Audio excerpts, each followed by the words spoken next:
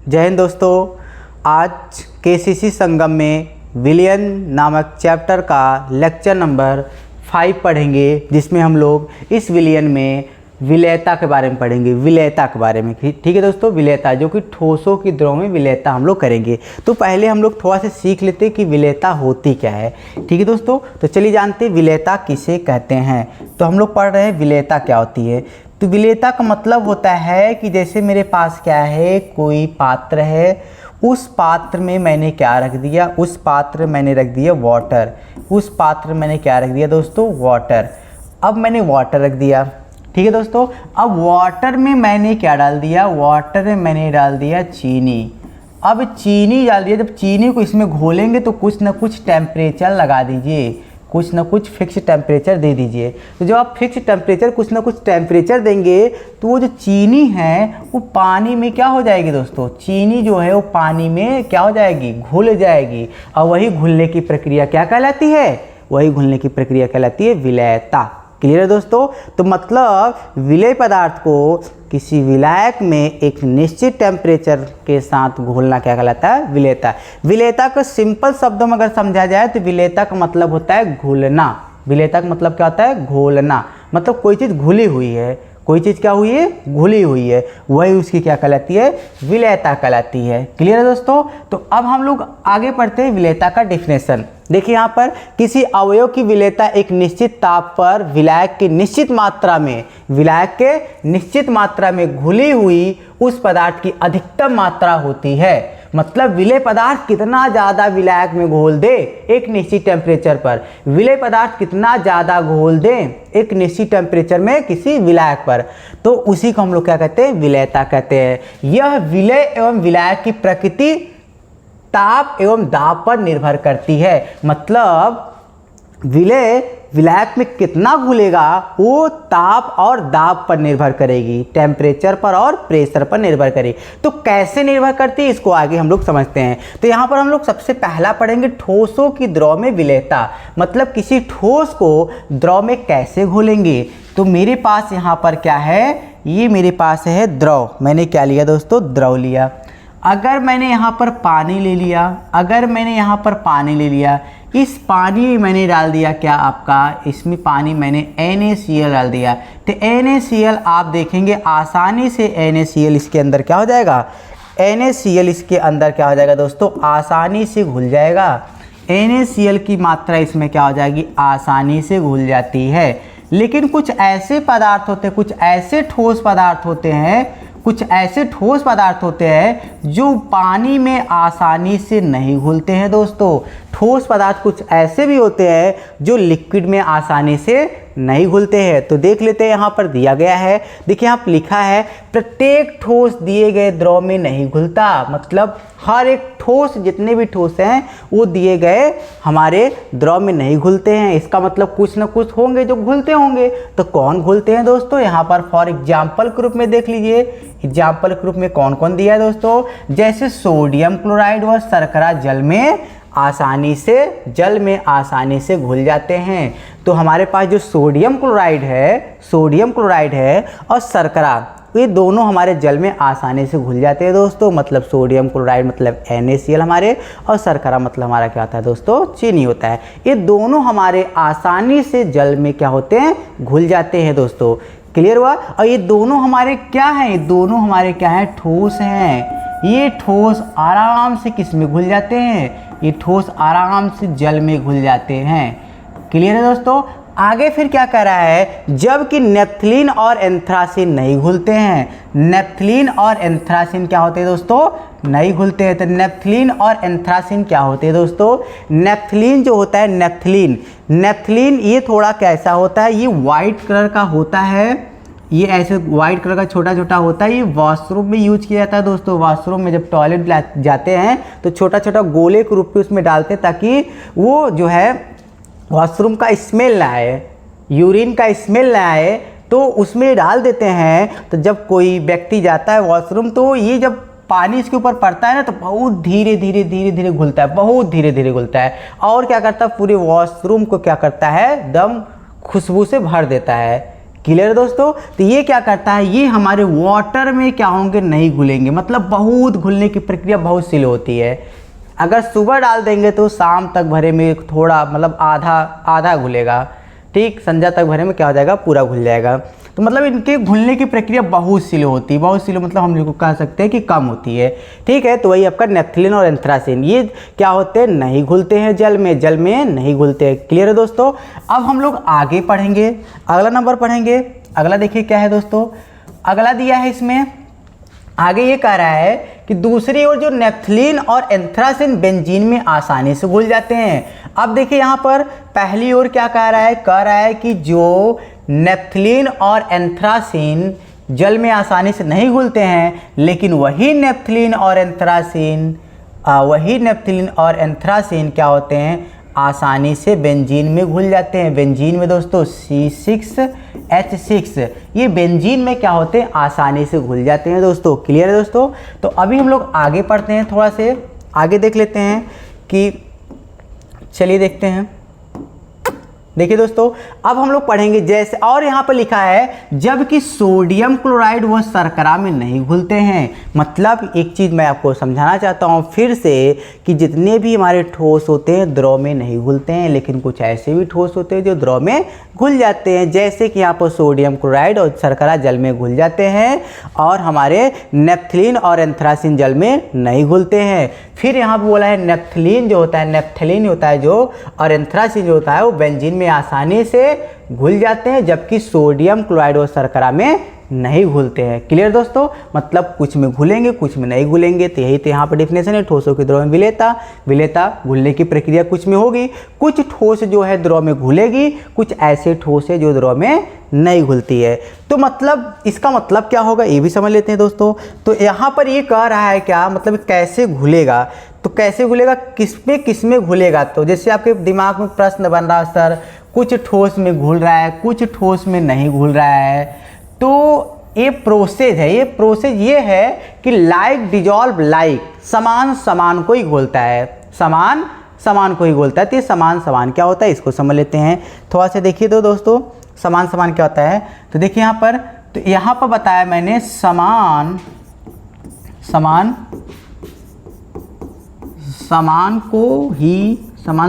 को ही क्या करता है, घोलता है, समान को ही घोलता है। तो समान को ही घोलता है का मतलब ये होता है लाइक डिजॉल्व लाइक, समान को घोलता है मतलब ये है कि जैसे मेरे पास क्या है, विलय है तो किस में घुलेगा दोस्तों। जैसे यहाँ देखिए लिखा भी है, जैसे ध्रुवी विलय है तो किस में घुलेगा, ध्रुवी में ही घुलेगा। मतलब पोलर है तो पोलर में घुलेगा, ध्रुवी को क्या बोलते हैं, पोलर टू पोलर में। तो ध्रुवी विलय है तो ध्रुवी विलायक में ही घुलेगा दोस्तों। तो लाइक डिजॉल्व लाइक, तो देखिए ध्रुवी है तो ध्रुवी में ही घुल रहा है, ध्रुवी है तो ध्रुवी में ही घुल रहा है। तो यहाँ पे क्या है, ध्रुवी विलय ध्रुवी विलायक में घुलता है। ठीक है दोस्तों, ध्रुवी विलय ध्रुवी विलायक में घुलते हैं। जबकि अध्रुवी विलायकों में घुलते हैं। अध्रुवी विलायकों में घुलते हैं मतलब जो नॉन पोलर होता है, नॉन पोलर विलय का मान जो होता है वो हो जाएगा आपका नॉन पोलर विलायक में ही घुलेगा। ठीक है दोस्तों, मतलब जो ध्रुवी विलय है वो ध्रुवी विलायक में घुलेगा और नॉन ध्रुवी विलय है वो नॉन ध्रुवी विलायक में घुलेगा। लेकिन एक विलय विलायक में घुल जाते हैं। लेकिन एक चीज़ और मैं आपको बताना चाहता हूँ जो इसमें नहीं दिया है, जो आपके ये होते हैं, जो जैसे यहाँ पे अगला एग्जाम्पल ये बता दे रहा हूँ कि जो ध्रुवी विलय होते हैं, ध्रुवी विलय, देखिए ध्रुवी विलय आपके ध्रुवी विलायकों में घुलते हैं, अध्रुवी विलायकों में घुलते हैं। लेकिन अगर मैं यहाँ पर एक एग्जाम्पल ये ले लूँ, कि बता दूँ कि जो हमारे पास ध्रुवी विलय है इसको क्या कर दीजिए, अध्रुवी विलायक में घोल दीजिए। अध्रुवी किस में घोलना है दोस्तों, अध्रुवी विलायकों में घोलना है, अध्रुवी विलायक में। तो ये इसमें क्या होगा, नहीं घुलेगा, क्योंकि इसका नेचर क्या है आपका, समान नहीं है। कि यहाँ पर देखिए क्या है, ध्रुवी है। यहाँ पे क्या है दोस्तों, ध्रुवी है। तो यहाँ पर ध्रुवी है और यहाँ पे क्या है, अध्रुवी है। तो ध्रुवी जो होता है इज इक्वल टू नॉट होता है। क्या होता है दोस्तों, ध्रुवी इज इक्वल टू नॉट, मतलब ध्रुवी विलय अध्रुवी विलायक में नहीं घुलेगा। इसका मतलब ये होता है कि लाइक डिजॉल्व लाइक, समान समान को ही घुलेगा, पोलर टू पोलर घुलेगा, non polar to non polar घुलेगा, लेकिन polar is equal to non polar नहीं घुलेगा। लाइक डिजॉल्व लाइक, ये कंसेप्ट याद रखिए, समान समान को ही घोलता है। ठीक है दोस्तों, तो अब हम लोग आगे बढ़ते हैं। अभी हम लोग क्या पढ़ते हैं, आगे आगे देखिए इसमें क्या दिया है और इसमें आगे देख लेते हैं। देखिए दोस्तों, यहाँ पर लाइक डिजॉल्व लाइक ये हो गए हैं, आगे हम लोग समझते हैं। इसके आगे इसमें दिया है और यहाँ पर देखिए, यहाँ पर दिया है विलयन, विलयन में दिए गए ताप एवं दाब पर अधिक विलय नहीं घुले जा सकते हैं, उसे हम लोग क्या कहते हैं, संतृप्त विलयन कहते हैं। अब थोड़ा सा हम लोग संतृप्त और असंतृप्त का डिफिनेशन क्लियर कर लेते हैं।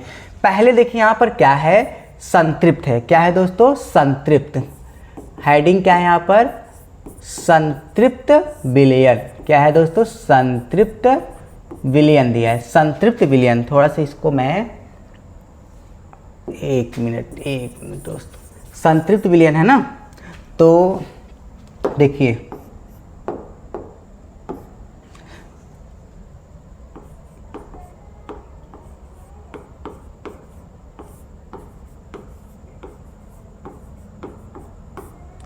संतृप्त विलयन, जिसको हम लोग बोलते हैं सैचुरेटेड सॉल्यूशन बोलते हैं। तो यहाँ पर जो संतृप्त विलयन है दोस्तों, संतृप्त विलयन ये क्या होता है, संतृप्त विलयन क्या होता है, तो देखिए यहाँ पर डिफिनेशन लिखा गया है कि संतृप्त विलयन हम किसे कहते हैं, विलयन में दिए गए ताप एवं दाब पर और अधिक विलय नहीं घोले जा सकते हैं। मतलब मेरे पास अगर कोई बीकर है और इसमें मेरे पास मान लीजिए वाटर है, इसमें क्या है, वाटर है। ठीक है दोस्तों, इसमें क्या है, वाटर भरा हुआ है। अब इस वाटर में मैंने क्या कर दिया, इस वाटर में मैंने क्या कर दिया, मान लीजिए कुछ चम्मच इसमें क्या डाल दिया, कुछ चम्मच इसमें मैंने क्या डाल दिया, शक्कर डाल दिया, कुछ चम्मच इसमें क्या कर दिया, शक्कर। अब मैं इस वाटर में कुछ चम्मच क्या डाल दे रहा हूँ, शक्कर।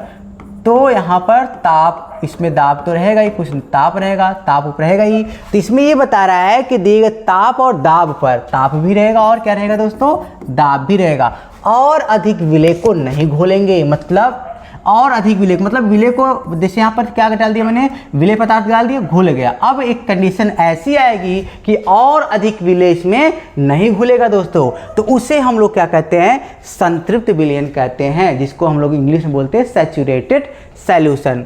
अब अगला नंबर होता है, अगला हम लोग पढ़ेंगे असंतृप्त विलयन किसे कहते हैं। तो असंतृप्त विलयन क्या होता है, तो वह विलयन जिसमें उसी ताप पर और अधिक विलय को घोला जा सके, उसी टेम्परेचर पर और अधिक चीनी को घोलते जाइए, घोलते जाइए, घोलते जाइए, घोलते जाइए, घोलते जाइए, उसी टेम्परेचर पर और अधिक चीनी को घोल दीजिए, उसे हम लोग क्या कहते हैं, असंतृप्त विलयन कहते हैं।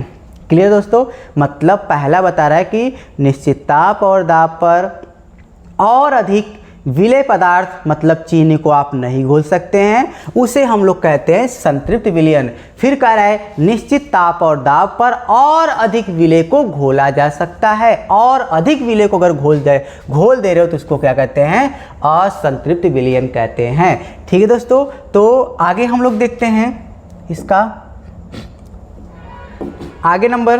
देखिए यहाँ पर क्या दिया है, अगला, विलयता पदार्थों की प्रकृति पर निर्भर करती है। अब यहाँ पर हम लोग पढ़ते हैं जो विलयता सॉल्युबिलिटी होती है वो क्या है, पदार्थों की प्रकृति पर निर्भर करती है। तो प्रकृति कौन सी है दोस्तों, यहाँ पर प्रकृति आपकी फर्स्ट नंबर है। फर्स्ट नंबर क्या प्रकृति है, ताप का प्रभाव। फर्स्ट नंबर क्या है दोस्तों, ताप का प्रभाव।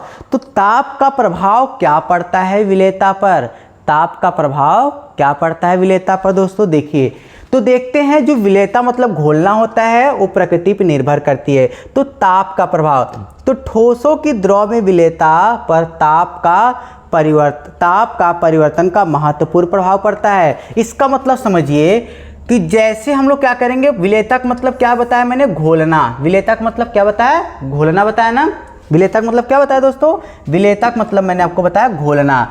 तो यहाँ पर कह रहा है कि ताप का प्रभाव, अगर मैं क्या करूँगा, टेम्परेचर देके घोलूँगा, ठोस को टेम्परेचर देके घोलूँगा तो क्या घुल सकती है? क्या चीनी को पानी में डाल के टेम्परेचर दे देंगे जल्दी से घुल जाएगी दोस्तों? घुल जाएगी ना। मतलब ताप का प्रभाव पड़ता है, ताप का प्रभाव पड़ता है। अगर मैंने क्या लिया, कोई पात्र लिया और उसमें मैंने क्या डाल दिया दोस्तों, उसमें मैंने चीनी, किसी पात्र में मैंने क्या डाल दिया, पहले तो पानी रख दीजिए, ये मेरे पास पानी है। अब मैंने इस पानी में क्या डाल दिया, इस पानी मैंने 1 चम्मच क्या डाला, 1 चम्मच इसमें मैंने डाल दिया चीनी। इस पानी में मैंने क्या डाल दिया दोस्तों, इस पानी में क्या डाल दिया, इस पानी में मैंने चीनी, कुछ क्वांटिटी में, कुछ मात्रा मैंने इसमें चीनी डाल दिया। अब जब मैं इसमें चीनी डालूंगा तो चीनी किस में होता है दोस्तों, चीनी किस फॉर्म में होता है, चीनी बताइए किस फॉर्म में होता है दोस्तों? चीनी होता है हमारा सॉलिड। चीनी किस में होता है दोस्तों? चीनी हमारा होता है ठोस में। चीनी किस में होता है दोस्तों? ठोस में। और जो यहाँ पर इसमें भरा हुआ है ये किस में होता है दोस्तों? ये होता है, इसमें जो ये भरा हुआ है ये वाटर है। इसमें लिक्विड फॉर्म में क्या है दोस्तों? इसमें लिक्विड फॉर्म में है आपका वाटर। लिक्विड फॉर्म में यहाँ पर वाटर मतलब पानी है। अब अगर इसी ठोस मतलब चीनी को घोलना है पानी में, चीनी को घोलना है पानी में, तो बताइए मुझे ताप का प्रभाव पड़ेगा कि नहीं पड़ेगा?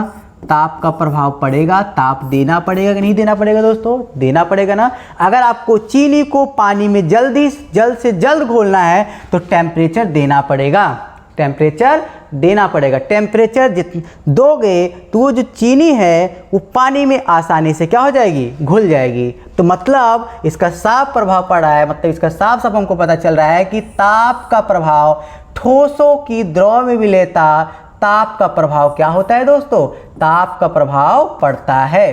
ताप का प्रभाव क्या होता है दोस्तों? पड़ता है।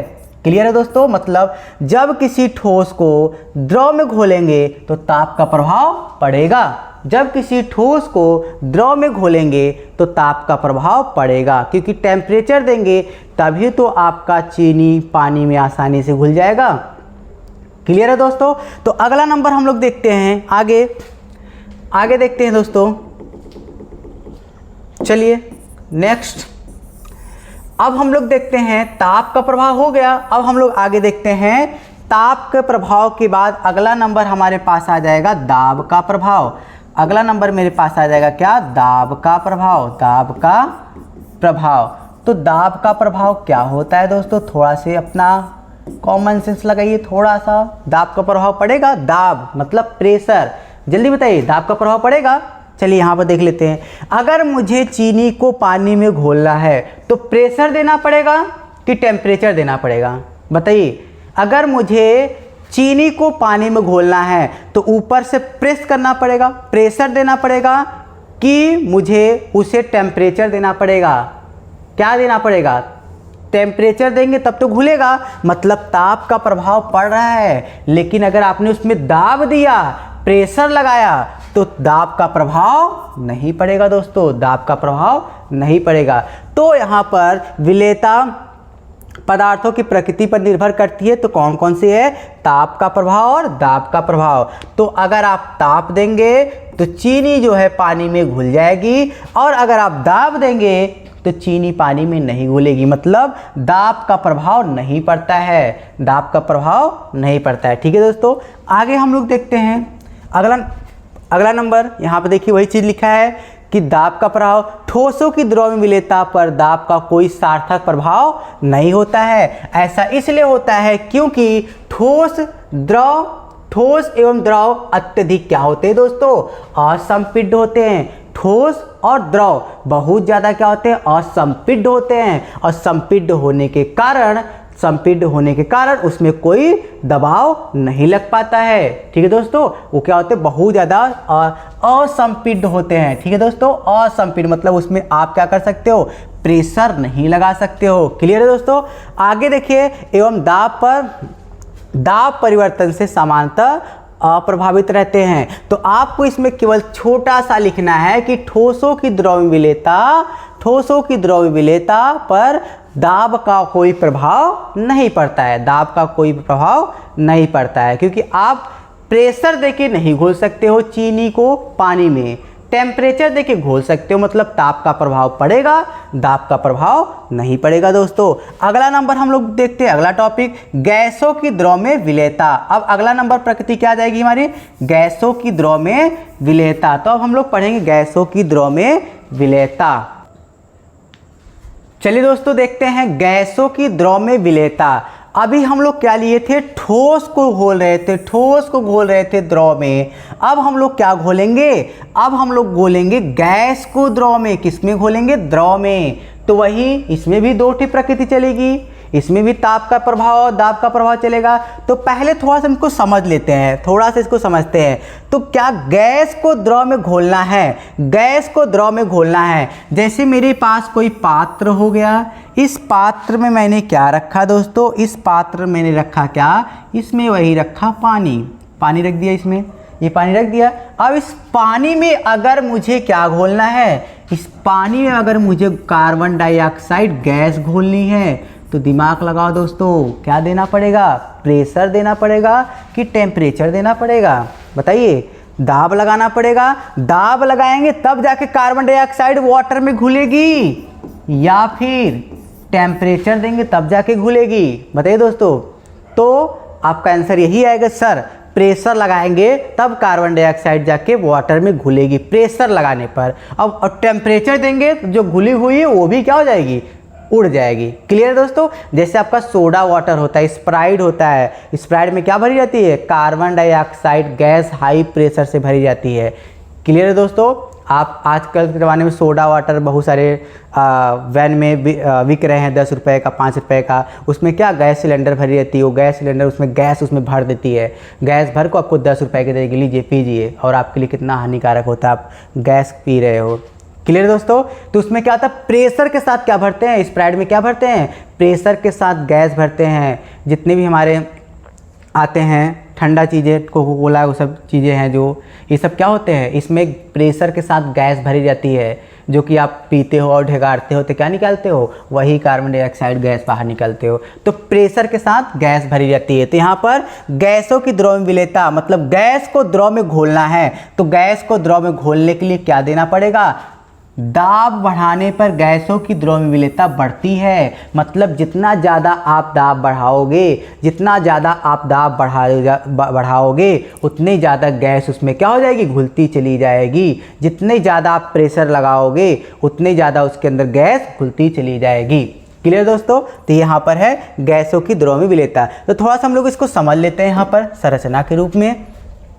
अगला नंबर देखिए यहाँ पर गैसों की द्रव में विलेयता। देखिए यहाँ पर कैसे है, जैसे मेरे पास क्या है, कोई एक बीकर है, मेरे पास कोई एक बीकर है। चाहता तो मैं दोस्तों बना के दिखा देता, लेकिन थोड़ा से टाइम का इशू है, इसलिए मैं थोड़ा सा इसमें डायरेक्ट ऐसे दिखा दे रहा हूँ, इसको समझा दे रहा हूँ अच्छे से। जैसे मेरे पास क्या है, कोई एक बीकर है, ये बीकर नंबर फर्स्ट है, ये बीकर आपका सेकेंड, मतलब मेरे पास क्या 2 पात्र है। पहला पात्र, पहले पात्र मैंने क्या रखा है, जैसे ये क्या है आपका वाटर है, इसमें क्या भरा हुआ है दोस्तों, इसमें भरा हुआ है पानी, इसमें आपका क्या है, वाटर है। वाटर के साथ इसमें कुछ ठोस पदार्थ, सॉरी ठोस पदार्थ नहीं है दोस्तों, गैस है। कौन से गैस भरी हुई है, कार्बन डाइऑक्साइड गैस भरी हुई है। ठीक है दोस्तों, कार्बन डाइऑक्साइड गैस। अब यहाँ पर क्या दिए, क्या लगाए हैं, W1 मतलब दाब लगाए हैं दोस्तों, क्या लगाए हैं, दाब लगाए हैं। तो यहाँ पर यहाँ पर देखा गया कि थोड़ा बहुत दाब लगाया गया, थोड़ा बहुत। तो थोड़ा बहुत दाब लगाने से जो गैस है वो बहुत कम मात्रा में घुली हुई। देखिए दोस्तों, ये गैस है आपकी बहुत कम मात्रा में घुली हुई है। लेकिन अगर वही दाब क्या कर दिए, दूसरे वाली बीकर में देखिए वही दाब देखिए बढ़ा दिए, दाब क्या कर दिए, बढ़ा दिए। तो यहाँ पर देखिए गैसों की संख्या भी क्या हो गई, वाटर में बढ़ गई है, गैसों की संख्या क्या हो गई, बढ़ गई है। अगर मैं यहाँ पे इसमें समझा के दिखाऊँ तो इसमें देखिए दोस्तों, जैसे मेरे पास क्या है, ये वाटर है, इसमें क्या है, वाटर है। इस वाटर में मैंने ऊपर क्या रखा, कार्बन डाइऑक्साइड गैस रखी। ये क्या है आपके दोस्तों, कार्बन डाइऑक्साइड गैस है। अब और यहाँ पर क्या आपका वाटर है। अगर मैं इसमें क्या करूँ, अगर मैं इसमें दाब लगाऊंगा, तो दाब लगाऊंगा जितने अधिक दाब लगाएंगे उतनी ज़्यादा कार्बन डाइऑक्साइड क्या होगी, वाटर में डिजॉल्व होगी। क्लियर है दोस्तों कि नहीं। जितने ज़्यादा हम लोग जितना अधिक दाब लगाएंगे, जितना अधिक दाब लगाएंगे उतना ज़्यादा कार्बन डाइऑक्साइड क्या होगी, उस वाटर में घुलती चली जाएगी। मतलब दाब लगाने पर विलेयता बढ़ रही है। विलेयता मतलब समझ रहे हो दोस्तों, घुलने की प्रक्रिया बढ़ती चली जा रही है। दाब लगाने पर विलेयता बढ़ जा रही है। तो मतलब हम लोग ऐसा दिखा सकते हैं क्या, दाब सॉरी दोस्तों, यहाँ पर हम लोग ऐसा बता सकते हैं क्या कि जो विलेयता है दोस्तों, जो विलेयता है, जो यहाँ पर विलेयता है, जो यहाँ पर हम लोग बता रहे हैं जो विलेयता है, विलेयता समानुपाती किसके है दोस्तों, दाब के। किसमें, ठोसों की द्रव में विलय, ठोसों की द्रव में विलेयता में। मतलब अगर आप प्रेशर बढ़ाएंगे तो उसकी विलेयता क्या हो जाएगी, बढ़ती चली जाएगी। जितना ज़्यादा प्रेशर लगाओगे उतनी ज़्यादा उसकी विलेयता बढ़ती चली जाएगी दोस्तों। क्लियर है दोस्तों। तो इसको आप लोग बना लीजिएगा। कम दाब लगाओगे तो गैस की संख्या क्या होगी, गैस कम घुलेगी। ज़्यादा दाब लगाओगे, देखिए ज़्यादा दाब, यहाँ भी दाब लग गया, यहाँ भी प्रेशर लगा, यहाँ भी प्रेशर लगा। ज़्यादा प्रेशर लगाओगे तो गैस के अणुओं की संख्या क्या होगी, वाटर में ज़्यादा मात्रा में घुलेगी दोस्तों। क्लियर दोस्तों। तो और हम लोग आगे देखते हैं। तो गैसों की द्रव में विलेयता, तो गैसों की द्रव में विलेयता क्या होती है, क्या होती है, बढ़ती है। गैसों की द्रव में विलेयता बढ़ती है दाब लगाने से, दाब लगाने से बढ़ती है दोस्तों। अब हम लोग आगे देखते हैं अगला नंबर, अगला नंबर देखते हैं हमारे पास आ गया। तो यहाँ पर गैसों की द्रव में विलेयता और इसकी देखिए प्रकृति कौन सी है, पहली प्रकृति क्या है आपकी है, गैसों की द्रव में विलेयता पर सबसे पहला नंबर क्या मैंने बताया अभी, दाब का प्रभाव। तो दाब का प्रभाव क्या होता है दोस्तों, दाब का प्रभाव होता है, दाब का प्रभाव होता है या फिर क्या होता है, पड़ता है। क्या लिख सकते हैं आप दोस्तों, दाब का प्रभाव, या दाब का प्रभाव बढ़ता है, लिख दीजिए, दाब का प्रभाव बढ़ता है। लेकिन अगर दूसरा नंबर देखें तो ताप का प्रभाव क्या होता है, ताप का प्रभाव क्या होता है, ताप का प्रभाव घटता है। घटता मतलब समझ रहे हो, अगर आप इसको टेम्परेचर दोगे, अगर आप टेम्परेचर दोगे तो जो घुली हुई गैस है वो भी क्या हो जाएगी, निकल जाएगी। मतलब ताप का प्रभाव नहीं पड़ता है, दाब का प्रभाव पड़ता है। ठीक है दोस्तों। तो अब इस थ्योरी को किसने बताया था दोस्तों, इसको हमारे हेनरी साहब ने बताया था। तो हम लोग पढ़ेंगे अगले दिन हेनरी के बारे में। देखिए यहाँ पर, देखिए दोस्तों यहाँ पर दिया है, देख लीजिए दोस्तों। सर्वप्रथम गैस की विलायक में विलेयता तथा दाब के मात्रात्मक संबंध हेनरी ने दिया था, जिसे हेनरी नियम कहते हैं। अब हम लोग अगले टॉपिक में लेक्चर नंबर 6 में पढ़ेंगे हेनरी का नियम। हेनरी का नियम बहुत इंपॉर्टेंट है दोस्तों। हेनरी के नियम पर हेनरी का ग्राफ चलेगा, हेनरी का फार्मूला चलेगा, हेनरी फिर न्यूमेरिकल चलेंगे, बहुत ज़्यादा इंपॉर्टेंट है दोस्तों हेनरी पर। तो आप लोग अगले वीडियो को ज़रूर से ज़रूर देखिएगा और सब्सक्राइब और शेयर ज़रूर कर दीजिएगा दोस्तों। Thank you.